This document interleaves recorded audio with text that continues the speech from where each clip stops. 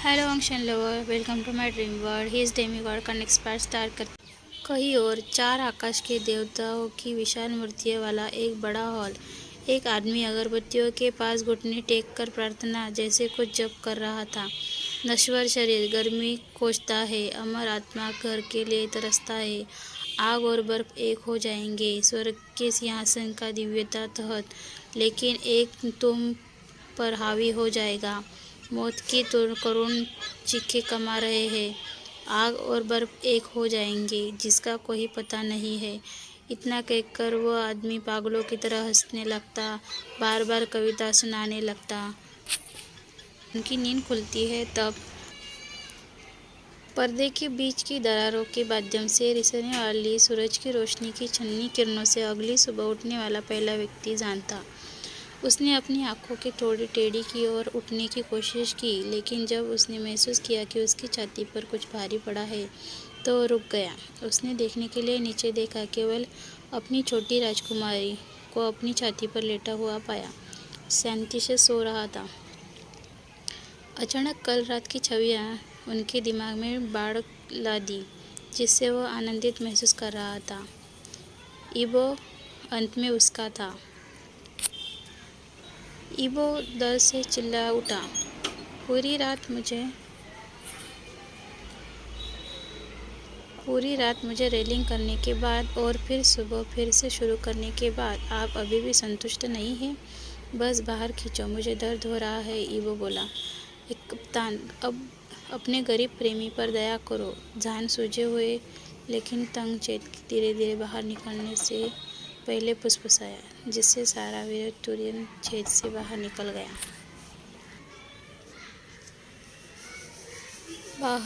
गया।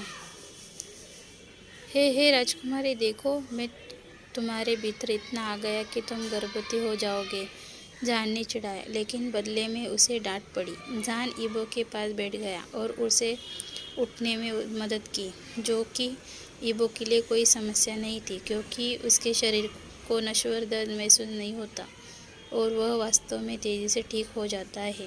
लेकिन फिर भी जिस तरह से जान ने उसे दुला रहा था, वह उसे प्यार करता था।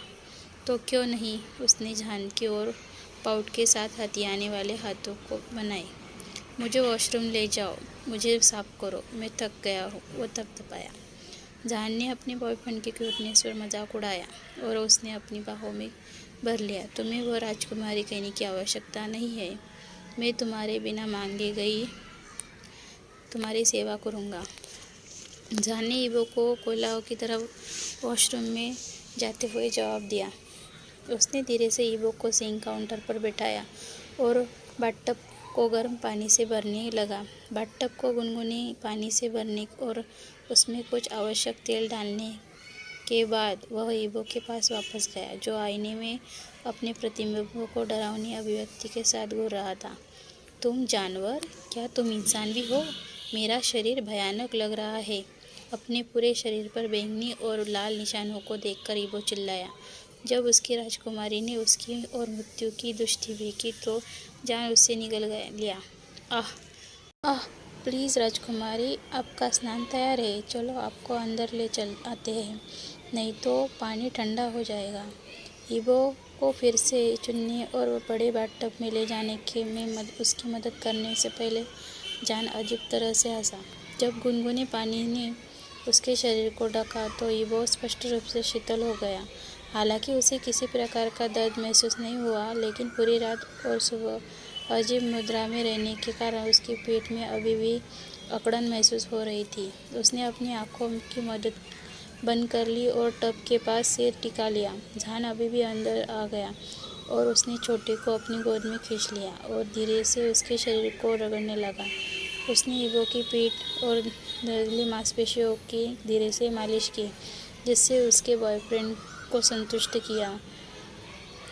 ईबो ने जान के कंधे पर अपना सिर टिका दिया। उसके होठों से संतुष्ट आह निकल रही थी। जान का एक हाथ धीरे धीरे ईबो के प्रवेशद्वार की ओर नीचे पहुंचा और फिसल और उंगलियां अंदर चली गई, केवल उसके हाथ को थप्पड़ मारने के लिए। जब उसने राजकुमारी को अपने ओर घूरते देखा तो अजीब तरह से हंसा। आह हे राजकुमारी, मैं सिर्फ तुम्हारा तुम्हें साफ करना चाहता हूँ। कुछ नहीं। जहान ने अपनी बेगुनाही साबित करने की कोशिश की। कोई ज़रूरत नहीं। बड़े पुरुष के कंधे पर फिर से सिर रखने से पहले इबो ने इतना ही कहा। यह इस तरह गर्म महसूस करता है मेरे अंदर अपने बीजों के साथ। उसने जहान की नाप से आहें भरते हुए पूरा किया।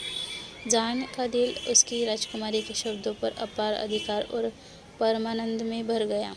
उसके हाथ देवता के पतले शरीर के चारों ओर बंद हो गए और उसे एक बच्चे की तरह पालना शुरू कर दिया। फिर मैं तुम्हें और हर समय भर कर रखना चाहता हूँ राजकुमारी। तुम्हें वो चाहिए? वो फुसफुसाया अपने आधे सोते हुए प्रेमी के चांदी के बालों पंखों वाले चुम्बन को देते हुए। इबो ने अनजाने में सिर हिलाया। पूरा होने के एहसास के कारण आंखें झुकी हुई थी। ऐसा लगता है जैसे उसने अपने जीवन का खोया हुआ टुकड़ा मिल गया हो। उसके बर्फीले शरीर के बावजूद उसका दिल अब गर्म महसूस कर रहा था। जहान ने उसे उस पर हाथ फेरा, जैसे मेरी राजकुमारी कहती है, लेकिन अभी आपको अपने सिस्टम में कुछ भोजन की आवश्यकता है। मैं नहीं चाहता कि जब मैं उसे भर दूँ तो मेरी राजकुमारी बेहोश हो जाए। उसने इबो को एक बच्चे की तरह को लेते हुए टब से बाहर बेडरूम की ओर चलने से पहले टिप्पणी की। उन्होंने यह भी नहीं देखा कि टब में गुनगुना पानी बाहर निकलने से ही जम गया। कहीं दूसरी ओर पूरे काले वस्त्र में एक आदमी एक विशाल हॉल के बीच में खड़ा था। कुछ और काले कपड़े पहने हुए आदमी समान दूरी पर उसे घेरे हुए थे। वे सभी कुछ अजीब मंत्रों का सही तालमेल जप कर रहे थे, जो उड़ियों को ठंडक देने वाला भयानक लग रहा था। अचानक विशाल पंचकर्मा के बीच में खड़े व्यक्ति ने अपना हाथ उठाया और उसके हाथ में एक चाकू दिखाई दिया। अब बस आखिरी रस्म बाकी है, बलिदान एक डेमीगॉड का, जो हवेली में जान और इबो जो को राजकुमारी शैली में खाने की मेज की ओर ले गया। अपने बेटे की किसी की इतनी देखभाल करते देखकर जियो दंपति गदगद थे। गुड मॉर्निंग जान। गुड मॉर्निंग बोबो, या कहो दामाद, टोंग ने छेड़ा। इबो शर्माते हुए जान के बदमाश और मैं अपना चेहरा छिपा लिया। माँ, मेरी राजकुमारी को शर्माना बंद करो। केवल मुझे ही ऐसा करने की अनुमति है। इबो को गोद में लेकर बैठने के लिए दौरान जान फुसफुसाया। जो दंपति ने खाने के लिए घर बसाने से पहले अपने बेटे की मालिकियत कर अपना सिर हिलाया। नाश्ता सुचारू रूप से चला। जहान ने अपने प्यारे से इबो को खिलाया और दंपति ने खाना खाया। तो क्या हमें अब भी शादी की योजना बनानी शुरू कर देनी चाहिए? मिंग ने बोहे ऊपर करके पूछा। देने से पहले टोंग ने बोहे चढ़ा ली। महोदय, एक आदमी आए और अपना नाम गोंगजुन बताया। जूजी नाम सुनते ही इबो की बोहे तन गई। जान के हावभाव वही थे जो इबो के थे। तुम उसे जानते हो बेबी? टोंग ने पूछा। इबो और जान ने टोंग की ओर सिर हिलाने से पहले एक उलझन भरी नज़र डाली। तो ठीक है, उसे अंदर आने दो, टोंग ने आदेश दिया। नौकर तुरंत भान गया और अतिथि को लाने चला गया। जान और इबो उठे और लिविंग रूम की ओर चले गए, जहाँ जून पहले से ही उनका इंतज़ार कर रहा था। जून जी, यहाँ क्या कर रहे हो? इबो ने पूछा। हाँ, क्या तुम अपनी सुंदर स्वीटहार्ट का स्वागत नहीं करोगे? जून फुसफुसाया। जान ने इबो की कमर को और भी कसकर पकड़ लिया और उसे अपनी ओर खींच लिया। नार्सिसस एयर लॉर्ड को घूरते हुए, माइंड योर जुबान जैक्स, तुम किसे स्वीटहार्ट कह रहे हो? जान गुर्राया। जून ने उसकी ओर देखा, लेकिन ताने मारने या करारा जवाब देने के बजाय उसने एक प्यार भरी मुस्कान दी। टोंग और मिंग भी उसके साथ हो गए। ओह हेलो मिस्टर गोंग, क्या आप और बोबो के रिश्तेदार हैं? मिंग ने पूछा। जून ने मुस्कुराते हुए सिर हिलाया। मैं इबो का रिश्तेदार नहीं हूँ, लेकिन मैं आपके बेटे के बारे में ऐसा नहीं कह सकता, जून ने कहा, आपके बेटे पर इशारा करते हुए। टोंग और मिंग मौके पर ही जम गए, जबकि युवा जोड़े भी वही तन गई। व्हाट? क्या मतलब है तुम्हारा? तुम कौन हो? टोंग हकलाया। जून, धीरे धीरे एक बहुत ही प्यारी सी मुस्कान के साथ युगल की ओर चला। क्या आप वास्तव में गूंगा खेलने का इरादा रखते हैं? उसने विनम्रता से पूछा। अरे, तुम्हें मेरे माता पिता से इस तरह बात करने का अधिकार किसने दिया? जान ने एक लंबी डगों के साथ जून की ओर चलने से पहले दहाड़ा और उसे उसके कॉलर से पकड़ लेता है। जान जान नहीं, अपने बेटे को इतना गुस्से में देखकर टोंग चिल्लाया। जून ततापती पूरी तरह से निश्चित था। क्या तुम सच में मुझे चोट पहुंचाने वाले हो विभूषण?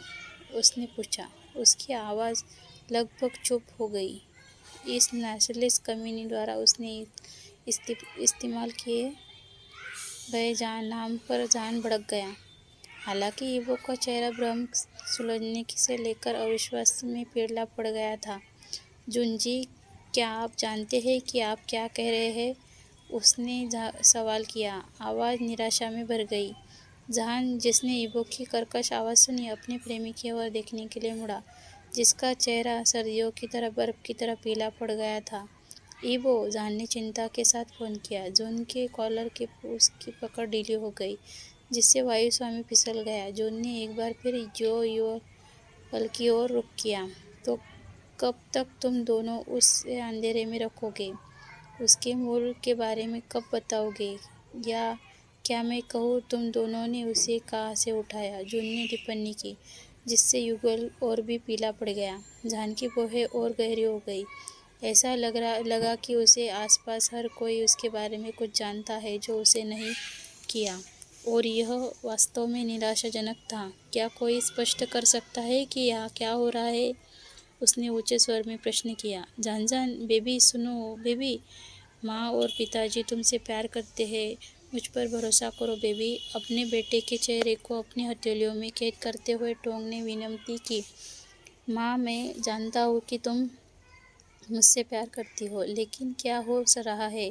सब लोग अचानक इस तरह की बातें क्यों कर रहे हैं? जान गुस्से में लगभग फुसफुसाया। जान बेटा, मिंग को जून ने काट दिया। आप उसे इतना भी मना सकते हैं, लेकिन पहले सच। उसने युगल को घटने का संकेत दिया। ईवो, जो चिंतित मन से इस दृश्य को देख रहा था, उसने सभी को शांत करने की कोशिश की। मुझे लगता है हमें बैठकर इस बारे में बात करनी चाहिए। कृपया सभी लोग बैठने और शांत हो जाएं। उसने लगभग याचना की। हर कोई उसे देखने के लिए मुड़ा, जिससे वो चकरा गया। जून ने समझदारी से सिर हिलाया और फिर जो परिवार की ओर मुड़ गया। चलो पहले बैठ जाओ, उन्होंने कहा। सभी ने इस विचार पर विचार किया और अंत में सहमत हुए। लिविंग रूम में सोफे के बड़े घेरे पर बस गए। जून सिंगल सीटर काउच पर बैठ गया। जानी उसके पास एक लव स्वीट बेड पर, और जो युगल बगल में सबसे बड़े सोफे पर। हालांकि वे उस पर लगभग कोई जगह नहीं ले रहे थे।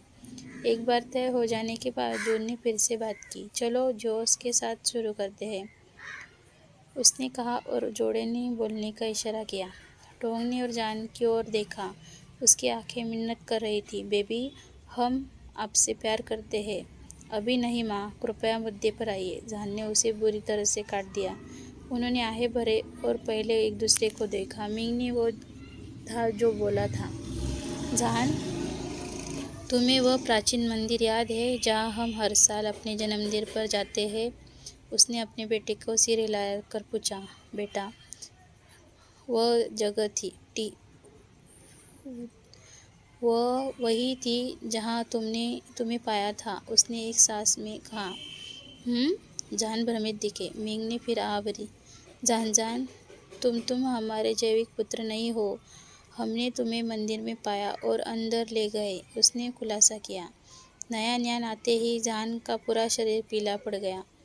है पिताजी, आप सही मजाक कर रहे हैं, जान ने हंसते हुए लगभग डांटा, लेकिन उसकी आवाज़ अनिश्चित लग रही थी। नहीं बेटा, मैं तुम्हारा मजाक नहीं कर रहा हूँ, या मजाक नहीं कर रहा हूँ। तुम हमारे जैविक पुत्र नहीं हो, मिंग ने विनती की। जान अपने पिता की बातों पर काँप गया। वह आदमी जिस वह पूरे समय अपना पिता समझता था, वह अपनी माँ की ओर मुड़ा, जो चुपचाप सिसक रही थी। उसका चेहरा आंसुओं से लाल हो चुका था। मॉम अपने बूढ़े आदमी से मूर्खतापूर्ण मजाक करना बंद करने के लिए कहे। यह मजाकिया नहीं है, वो फुसफुसाया।